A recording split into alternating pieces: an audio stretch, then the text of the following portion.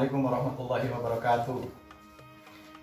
Sahabat Al-Quran dimanapun Anda berada, dalam satu kesempatan Rasulullah pernah bersabda, khairukum man ta'allama al-Quran wa 'allamahu. Sebaik-baik di antaramu adalah yang belajar Al-Quran dan mengamalkan. Mengamalkan ini seringkali ulama mengartikan mengajarkan. Meskipun yang kita ajarkan kepada teman kita, saudara kita, adik kita, orang tua kita mungkin hanya satu ayat, tapi itu sudah masuk dalam kelompok mengamalkan Al-Quran. Nah, untuk kali ini Abi Reno ingin memberikan informasi yang insya Allah sangat berharga buat teman-teman di rumah. Banyak teman-teman yang bertanya, Bi, bagaimana sih cara menghafal Al-Quran yang mudah? Kadang ada orang yang menghafal hari ini tapi besok lupa lagi. Ada bulan ini sudah hafal satu surat, bulan depan sudah lupa lagi. Insya Allah hari ini Abi Reno akan paparkan 7 langkah mudah menghafal Al-Quran. Ya. Kenapa Abi pilih angka 7? Orang tawaf 7 keliling. Ya kan? Ada istilah kadang-kadang, dia mah kaya sekali sampai 7 turunan gak akan habis. 7 bulanan. Apalagi kita kata 7. 7 langit, 7 lapis langit. Jadi Abi hari ini juga ingin menggunakan angka 7. Mudah-mudahan teman-teman di rumah bisa mengamalkan ini dan diterapkan untuk memudahkan menghafal Al-Quran. Sehingga dengan izin Allah teman-teman menjadi kelompok yang ahli Al-Quran. Amin. Apa saja? Mari kita bongkar satu persatu. Sahabat Al-Quran, biasanya ada sebagian orang yang kita mengawali menghafal Al-Quran itu tujuannya, tujuannya duniawi. Kenapa kamu menghafal Al-Quran? Saya ingin hafal 30 juz biar nanti saya diterima di perguruan tinggi terkenal. Saya ingin masuk perusahaan raksasa biar gajinya gede. Saya ingin mendapatkan jodoh anak ustadz atau jodoh anak kiai kalau saya hafal. Salah. Kalau teman-teman niatnya duniawi, Allah nggak akan gitu. Boleh jadi teman-teman memang diizinkan hafal, tapi Al-Quran tidak akan menjadi berkah, tidak akan menjadi sinar. Bahkan teman-teman akan dicap menjadi hamba yang zalim karena niat menghafal itu bukan karena Allah tapi karena dunia. Jadi langkah pertama teman-teman harus meluruskan niat dulu, bahwa niat menghafal Al-Quran itu satu, hanya ridho Allah yang kita kejar, bukan yang lain. Masalah nanti kita diterima di perguruan tinggi ternama, kita bekerja di perusahaan raksasa dengan gaji ratusan juta misalnya, itu mah terserah Allah, itu hak prerogatif Allah. Tugas kita hanya menyempurnakan ikhtiar saja. Mau berapa tahun, berapa bulan, terserah Allah. Yang penting kita maksimalkan waktu kita, pikiran kita, hati kita fokus menjadi satu, maka akan menjadi potensi yang luar biasa. Jadi ingat teman-teman ya, pertama yang harus teman-teman miliki adalah niat yang lurus. Satu, hanya karena Allah saja. Teman-teman akan mendapatkan hadiah yang khusus, yang istimewa dari Allah. Kalau teman-teman niatnya karena mencari ridho Allah. Tapi kalau teman-teman niatnya duniawi, boleh jadi dunia diraih oleh kita, tapi ridho Allah akan lepas dari tangan kita. Alhamdulillah. Teman-teman harus memiliki pemahaman bahwa menghafal Al-Quran itu harus dengan satu mushaf. Al-Qurannya nggak boleh ganti-ganti teman-teman. Kalau teman-teman hari ini menghafal dengan Al-Quran yang sebesar ini, kemudian suatu saat, contoh ya, kemudian pakai Al-Quran yang sekecil ini, maka fokus teman-teman pasti akan buyar. Kenapa? Boleh jadi kalau yang di Al-Quran kecil ini, Yasin ada di sebelah kanan. Tapi kalau yang ini boleh jadi di sebelah kiri. Maka besok ketika kita merojaah atau mengulang, pasti kita akan repot, akan kelabakan. Untuk itu, teman-teman harus istiqomah dengan satu Al-Quran. Mulai menghafal sampai selesai menghafal hanya satu. Hanya satu, tidak boleh ganti-ganti. Seperti iklan, setia setiap saat, yaitu Al-Quran satu. Oke? Langkah ketiga, teman-teman harus punya yang namanya teman sejati. Dulu kalau di pondok namanya teman sejati. Gak tahu teman-teman mengartikannya seperti apa. Tapi teman sejati ini adalah partner kita untuk saling setor hafalan. Partner kita untuk saling mengingatkan kalau kita lagi malas.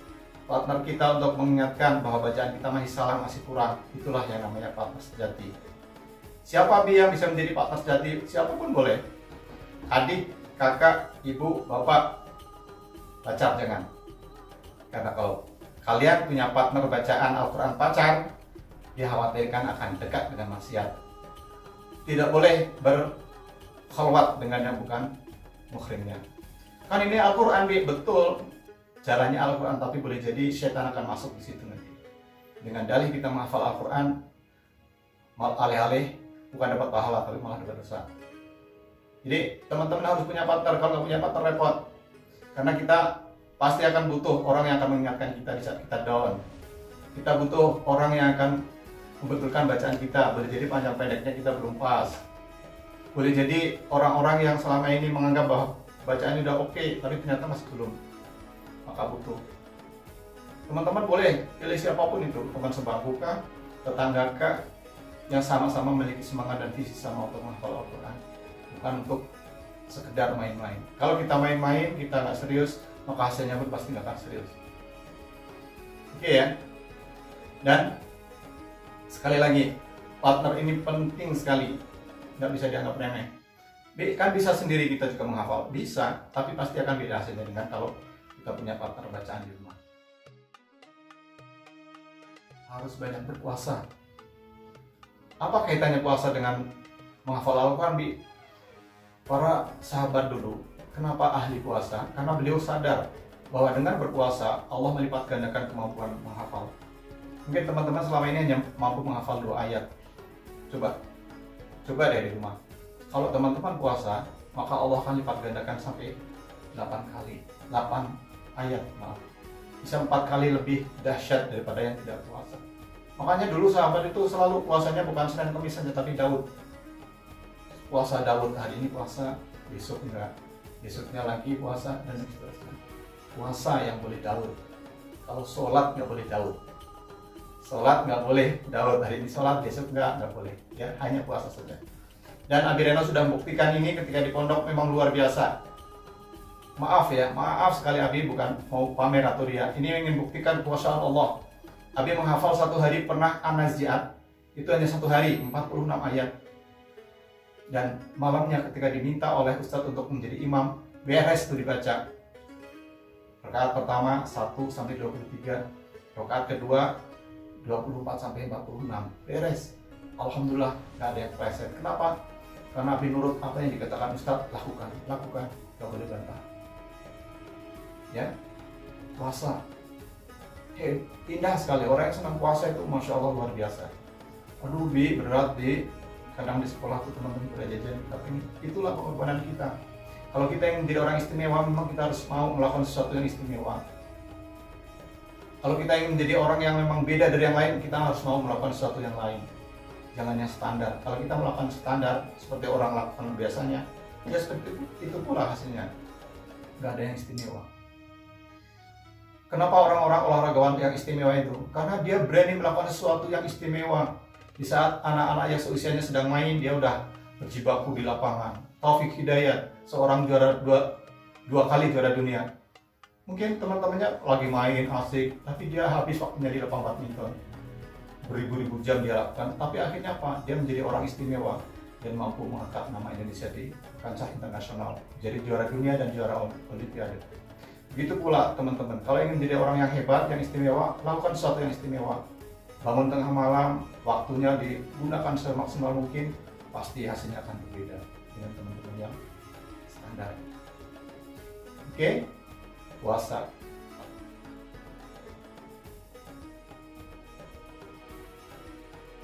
Gunakan hafalan yang teman-teman sudah miliki untuk dijadikan sarana dalam sholat-sholat sunnah. Contoh, teman-teman menghafal pagi-pagi ini sebelum subuh, maka pada saat teman-teman sholat rawatib sebelum subuh, gunakan hafalan itu meskipun hanya 2-3 ayat.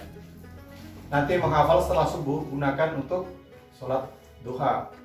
Menghafal setelah sholat duha, gunakan untuk rawatib pada saat sholat duhur, baik itu qobla maupun ba'da. Jadi banyak sekali kesempatan kita dalam satu hari untuk mengulang-ulang hafalan kita. Maghrib, kalau nggak sempat qobla, ba'danya. Isya, gunakan ba'da dan qobla. Yang paling hebat adalah kalau teman-teman sudah mampu menggunakan sepertiga malam terakhir, yaitu sholat tahajud, untuk murojaah, untuk mengulang apa yang sudah kita hafalkan di siang hari.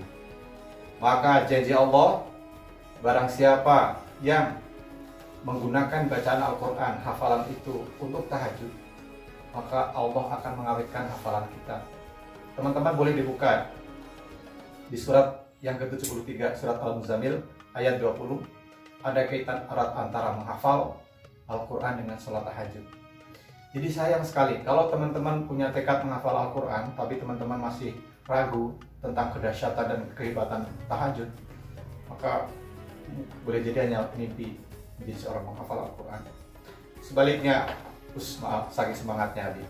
Sebaliknya, kalau teman-teman sudah menjadi ahli tahajud, tapi teman-teman tidak berniat, tidak bertekad untuk menjadi seorang penghafal Al-Quran, itu juga menurut Habib kurang tepat. Kenapa? Karena teman-teman sudah menggunakan fasilitas yang maha hebat itu, tapi tidak digunakan untuk sesuatu yang sangat pas. Jadi Al-Quran ini sangat mudah dihafal bila kita mengikuti rujukan dan petunjuk dari Allah SWT. Abi sering sampaikan ini, yakinkan ini kepada teman-teman bahwa Al-Quran itu sangat mudah dihafal. Satu-satunya kitab suci di dunia ini yang paling mudah dihafal hanya satu, yaitu Al-Quranul Karim. Mungkin kitab-kitab yang lain ada yang lebih tipis dari ini. Tapi berapa banyak saudara kita yang beragama Nasrani, maaf ya, yang bisa hafal Injil? Mungkin hanya dihitung dengan jari. Tapi bayangkan Al-Quran yang jumlahnya 6.666 ayat, itu mulai dari anak usia 5 tahun sampai nenek-nenek yang usia 68 tahun itu berhasil menghafal Al-Quran dengan benar. Di negara Palestina, negara yang sekarang sedang banyak didolimi oleh kaum Yahudi, ternyata dari hasil penelitian, negara itulah yang memiliki penghafal Al-Quran paling banyak. 70% penduduknya penghafal Al-Quran. Luar biasa. Bukan Arab Saudi, tapi Palestina. Palestina itu anak-anak 5 tahun, 6 tahun mereka sudah hafal Al-Quran. Maka pada saat ada bom jatuh, dia akan bilang, "Hey, sorry ya kalau aku pulang duluan." Maksudnya kalau dia meninggal duluan. "Maaf ya, aku duluan ya." Bom akan segera jatuh. Jadi mereka nggak akan takut untuk mati. Kenapa? Mereka merasa sudah cukup dengan bekal. Dia sudah menjadi penghafal Al-Quran yang baik. Di Indonesia baru hanya 3%. Bahkan boleh jadi kurang dari 3% yang menjadi penghafal Al-Quran.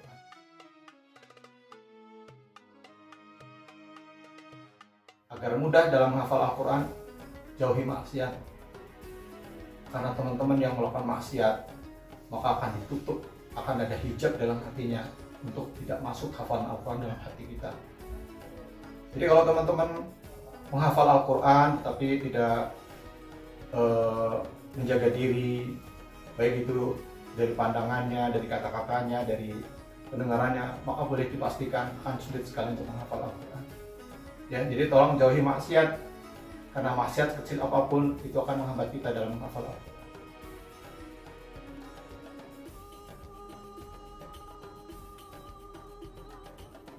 Yang terakhir teman-teman, kalau teman-teman sudah berupaya keras, maka teman-teman tinggal pasrah saja kepada Allah, bahwa Allah lah yang akan menentukan segala sesuatunya. Kita sudah menyempurnakan ikhtiar, maka hasil akhir kita serahkan kepada Allah SWT. Itu teman-teman ya, mudah-mudahan langkah yang sederhana ini bermanfaat buat teman-teman. Selamat mencoba metode ini. Abi yakin kalau teman-teman terapkan dalam kehidupan, maka lambat laun, entah itu 10 bulan, 1 tahun, 2 tahun, teman-teman insya Allah bisa menguasai hafalan dengan baik. Terima kasih. Assalamualaikum warahmatullahi wabarakatuh.